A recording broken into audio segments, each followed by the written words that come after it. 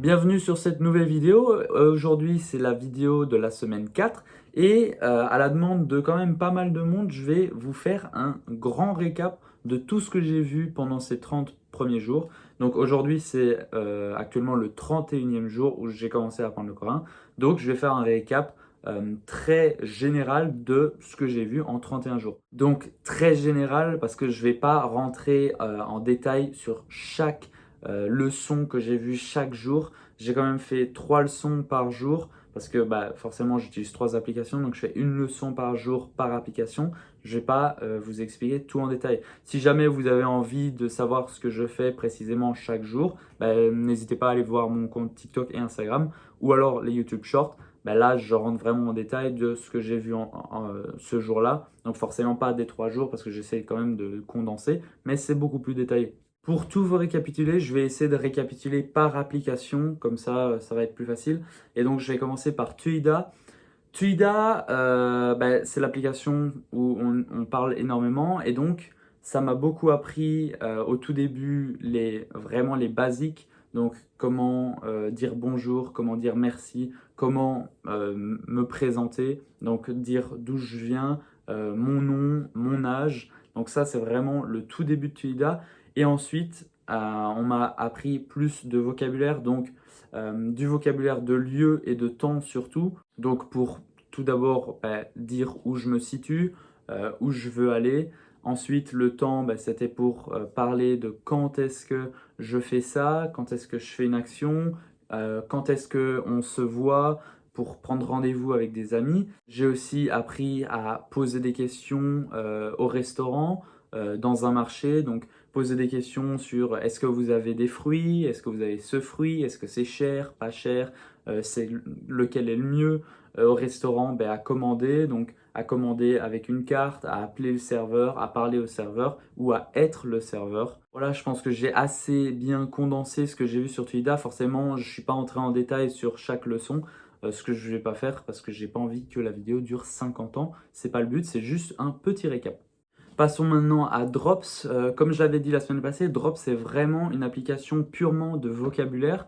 Et donc, je vais juste vous dire les gros thèmes que j'ai appris. Je ne vais pas vous refaire tout le vocabulaire forcément. Je ne les connais pas tous, hein, je ne les ai pas tous retenus encore. Donc, au début, forcément, j'ai appris le Hangul, donc l'alphabet coréen et les chiffres. Ensuite, je suis passé à de la description de choses, donc d'objets, d'endroits, de lieux, de nourriture. Le thème d'après, c'était justement la nourriture. Donc c'était vraiment les bases de la nourriture, donc des boissons connues, de la nourriture connue, ce qu'il y a dans la cuisine, ce qu'il y a au supermarché. Donc vraiment des trucs de base. Ensuite, le thème d'après, justement, c'était un peu plus poussé sur la nourriture, donc plus spécifique à la Corée, donc vraiment des plats typiques coréens, des ingrédients typiques coréens. Par après, j'ai choisi le thème de la culture coréenne. Donc là, on m'avait fait du vocabulaire sur de la K-pop, des K-dramas, des sons coréens, vraiment un peu de tout de la culture coréenne. Ensuite, je suis passé au thème de la Corée en général. Donc c'était vraiment des lieux, des montagnes, des palais, des rues connues, vraiment des trucs très connus en Corée. Suite à ça, j'ai choisi le thème des traditions et coutumes. Donc là, j'ai appris des coutumes coréennes, donc comment agir, comment parler à certaines personnes, ce qu'il faut faire en telle et telle situation pour paraître plus respectueux et plus poli. Et le thème que je suis en train d'étudier actuellement, c'est encore de la nourriture, mais plus spécifique à des lieux, donc boulangerie, boucherie, poissonnerie, des trucs comme ça, donc vraiment spécifique à un lieu à chaque fois. Et enfin, pour passer à Lingodir, donc comme je l'avais dit la semaine passée, c'est une application qui fait un peu de tout. Donc vraiment, j'ai appris un peu de tout dessus. Au début, forcément, c'était les basiques, donc comment se présenter, encore une fois, mais plus à l'écrit cette fois-ci, vu que Tuida c'est plus à l'oral, c'était plus pour parler. Là, Lingodir, c'était plus pour lire et voir les règles. En fait, c'est vraiment sur Lingodir où j'ai appris le plus de règles, on va dire, parce qu'à chaque fois, à la fin des leçons, on peut voir une fiche où il y a les règles, il y a des tableaux, c'est bien écrit. Et donc, c'est là où j'ai appris le plus de règles. Donc, que ce soit pour quand est-ce qu'on peut utiliser les chiffres natifs, quand est-ce qu'on peut utiliser les chiffres sinaux, plein d'exercices pour les utiliser dans plein de phrases et plein de cas différents. Ensuite, des règles sur de la localisation, donc des particules de lieu, du vocabulaire de lieu, les utiliser dans plein de phrases différentes, avec plein de noms différents, avec les grands-parents, les parents, la bibliothèque, à l'école, bref, plein de trucs. Pareil pour le temps, j'ai appris énormément de règles sur le temps et les particules de temps, c'est sur Lingodeer que je les ai le plus appris.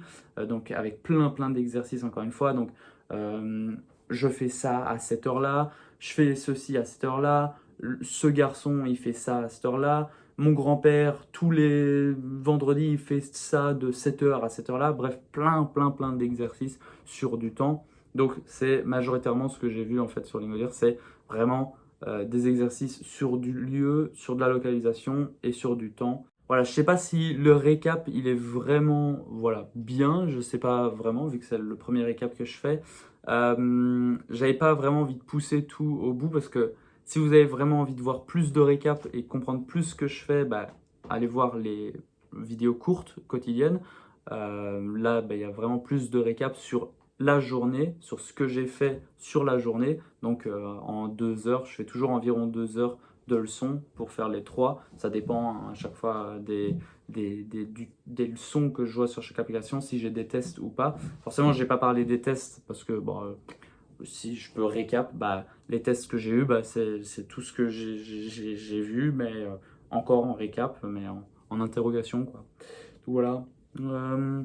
Donc voilà. J'espère que la vidéo vous a plu. N'hésitez pas à commenter, à me dire ce que vous voulez voir la semaine prochaine, ce que je fais comme vidéo pour dimanche prochain. N'hésitez toujours pas à aller voir mes TikTok et mon Instagram, allez vous abonner là-bas.